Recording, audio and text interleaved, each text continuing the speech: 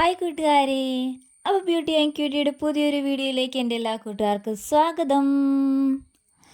അപ്പോൾ നമുക്കിടെ കോഴിമക്കളൊക്കെ അതാ ഇങ്ങനെ മിണ്ടിയും പറഞ്ഞൊക്കെ ഇരിക്കുവാണ്. നമ്മൾ ഏകദേശം ഒരാഴ്ചയായെന്ന് തോന്നുന്നു കേട്ടോ വീഡിയോ ഒക്കെ ചെയ്തിട്ട്. കാരണം വേറൊന്നുമൊന്നുമില്ല, നമുക്കിങ്ങനെ ഓരോരോ പ്രശ്നങ്ങൾ ഇങ്ങനെ വന്നുകൊണ്ടേ ഇരിക്കുവാണല്ലോ. അതായത് ഇപ്പം ഞാൻ കാണിച്ച കയറില്ലേ, അതുപോലെ കയറൊക്കെ ഞാൻ ഇപ്പോൾ കെട്ടിത്തൂക്കിയിട്ട് കൊടുത്തിട്ടുണ്ട്. നേരത്തെ ചെയ്തതാണ് കേട്ടോ. വീഡിയോ പറഞ്ഞിട്ടുണ്ടോ എന്ന് എനിക്ക് അറിഞ്ഞുകൂടാ. കാരണം അങ്ങനെയൊക്കെ കെട്ടിത്തൂക്കിയിട്ട് ആ കയറേലൊക്കെ ഇങ്ങനെ കോഴി കൊത്ത് കൂടിക്കോളും എന്ന രീതിയിൽ പലരും ഒക്കെ പറയുന്നുണ്ട്. അപ്പോൾ എല്ലാം നമ്മളൊന്ന് ട്രൈ ചെയ്ത് നോക്കുവാണ്. ഏതാ സക്സസ് ആവുക എന്നറിയത്തില്ലല്ലോ. അപ്പോൾ നമ്മളെക്കൊണ്ട് പറ്റുന്ന എല്ലാം നമ്മൾ ട്രൈ ചെയ്യാറുണ്ട് കേട്ടോ. അപ്പോൾ നിങ്ങൾക്കും ഇങ്ങനെയുള്ള വിഷയമൊക്കെ ഉണ്ടെങ്കിൽ ഇങ്ങനെ കൊത്തി പെറുക്കാനായിട്ട് ചിലർ പറയും ഇലയൊക്കെ ഇട്ട് കൊടുക്കുക എന്ന് പറയും. വേറെ ചിലർ പറയും ഇറച്ചി വാങ്ങി കൊടുത്താൽ നല്ലതാണെന്ന് പറയും. അങ്ങനെ പലതും പറയുന്നുണ്ട്. അപ്പോൾ നിങ്ങൾക്ക് പറ്റുന്ന രീതിയിലെല്ലാം ട്രൈ ചെയ്ത് നോക്കുക. അതാ കണ്ടോ, നമുക്കിവിടെ മുട്ടയൊന്നും പെറുക്കിയിട്ടില്ല കേട്ടോ. കാരണം എന്നും ഞാൻ വീഡിയോ ഇടുമ്പോഴത്തേക്കും മുട്ടയൊക്കെ പെറുക്കിയതിന് ശേഷമുള്ള വീഡിയോസാണ് ഇടാറ്. അപ്പോൾ ഞാൻ കരുതി ഇന്ന് മുട്ടയൊക്കെ പെറുക്കുന്നതിന് മുമ്പുള്ള വീഡിയോ എടുത്തേക്കാന്ന് കരുതി. കാര്യമായിട്ടൊന്നുമില്ല, എന്നാലും കാണുമ്പോൾ ഒരു ചെറിയ സന്തോഷം, അത്രേ ഉള്ളൂ കേട്ടോ. പിന്നെ ഞാൻ നേരത്തെ വീഡിയോ ചെയ്തില്ലായിരുന്നോ മൂട് ചീയൽ എന്നൊക്കെ പറഞ്ഞിട്ട്. അപ്പോൾ അത് ഇതുവരെ നമുക്കിവിടെ കോഴിക്ക് മാറിയിട്ടില്ല കേട്ടോ. അത് മൂട് ചീയലാണോ എന്ന് പോലും സത്യം പറഞ്ഞ് എനിക്ക് അറിയത്തില്ല. അപ്പോൾ നിങ്ങളിൽ ഏതെങ്കിലും കൂട്ടുകാർക്ക് അറിയാമെങ്കിൽ പറയണത്. ആ മൂടിൻ്റെ സൈഡ് കൊണ്ട് ആകെ വൃത്തികേടായിട്ടായി ഇരിക്കുന്നത് കേട്ടോ. എന്ന് കരുതി അത് ഭക്ഷണം കഴിക്കുന്നതിനോ വേറെ പ്രത്യേകിച്ച് അതിന് തൂങ്ങി നിൽക്കുക അങ്ങനെയുള്ള പ്രശ്നങ്ങളൊന്നുമില്ല. ആ തൂവലിൻ്റെ അവിടം കൊണ്ട് ഇങ്ങനെ നനഞ്ഞ് ആകെ അഴുക്കായിട്ടെന്നോണം ഇരിക്കും.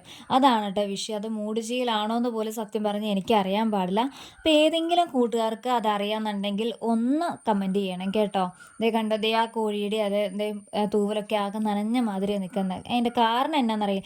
നേരത്തെ അവർ ഭക്ഷണമോ വെള്ളമൊക്കെ കുടിക്കുകയൊക്കെ ചെയ്യുന്നുണ്ട് കേട്ടോ. വേറെ വിഷയമൊന്നുമില്ല. പക്ഷെ അത് ആക്കിങ്ങനെ ഇരിക്കുന്നുണ്ട്. അതെന്താണെന്ന് മാത്രം അറിയത്തില്ല. 1-2 കോഴികളിലാണ് കേട്ടോ അങ്ങനെയുള്ള ഒരു വിഷയം വന്നേക്കുന്നത്. ദേ ഓർമ്മ തൂവലൊക്കെ പോയി നിൽക്കണം കേട്ടോ. അതങ്ങനെ അങ്ങ് നിൽക്കുന്നു. പിന്നെ കണ്ടകശിനി പണ്ടേ പോകുള്ളൂ എന്ന് തമ്നയിലിൽ പറഞ്ഞത് ഇത് കാണുമ്പോൾ നിങ്ങൾക്ക് മനസ്സിലാകും. നമുക്കിടെ വീഡിയോ സ്ഥിരമായിട്ട് കാണുന്നവർക്കാണെങ്കിൽ ഇത് കാണുമ്പോൾ മനസ്സിലാവും കേട്ടോ.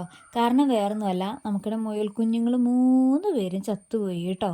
എന്താ സംഭവിച്ചതെന്നൊന്നും അറിയാൻ പാടില്ല.